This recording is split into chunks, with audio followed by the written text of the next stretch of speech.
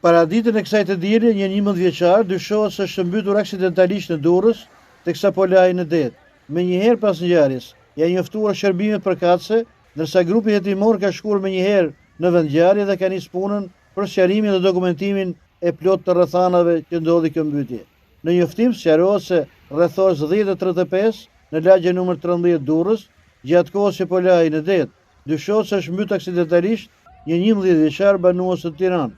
Policia thekson se grupi hetimor vijoi punën për sqarimin dhe dokumentimin e plot rrethanave të ngjarjes, si për përsaktimin e shkagut të mbytjes.